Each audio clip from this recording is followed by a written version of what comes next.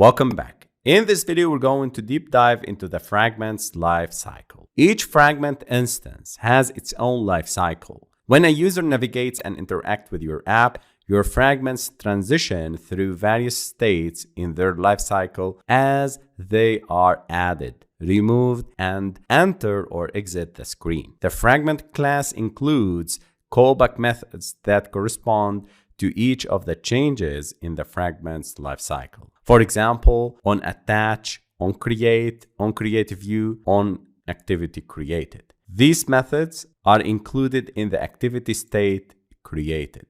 Then we have onStart, the activity is visible. onResume, the activity running in foreground or resumed active. onPause, activity partially obscured. onStop, activity not visible. And we have three methods, callback methods, onDestroyView, onDestroy, and onDetach when the activity is destroyed. Let's move to Android Studio.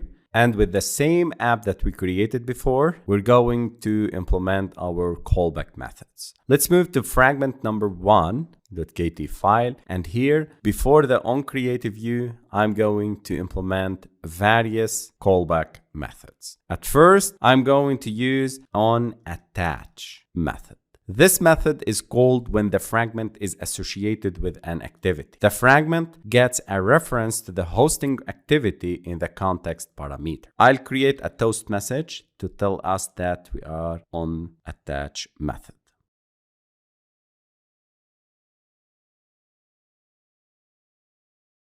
And make sure when using fragments, you don't use this. This is referred for activities, but fragments uses the context that it is passed on every callback method. So here I need to pass the parameter context passed to the onAttach method. I created a toast message to tell that we are on attach method. Again, guys, onAttach method is called when the fragment is associated with an activity. The second method is called onCreate. So I'm going to override onCreate method. And here, this method is called when the fragment is created. I'm going to create a toast message telling us that we are in the onCreate method. Initialization of essential components should be done here in the onCreate function. The third function is the onCreateView. And this is a very important function in the callback methods of the fragments. This is called to create a view hierarchy associated with a fragment.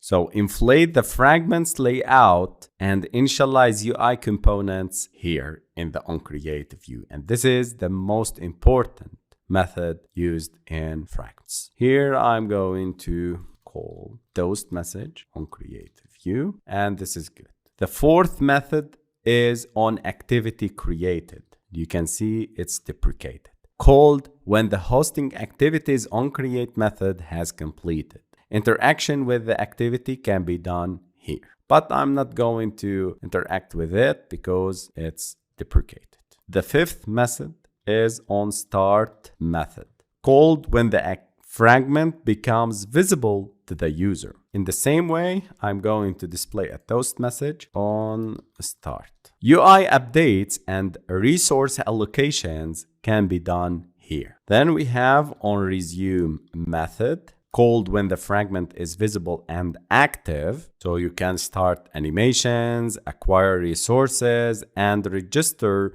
listeners here. I'll copy this toast message and replace onStart with the onResume is called. Another function is onPause, called when the fragment is no longer interacting with the user. You can save UI state or stop ongoing operations here in the onPause. onPause. onStop.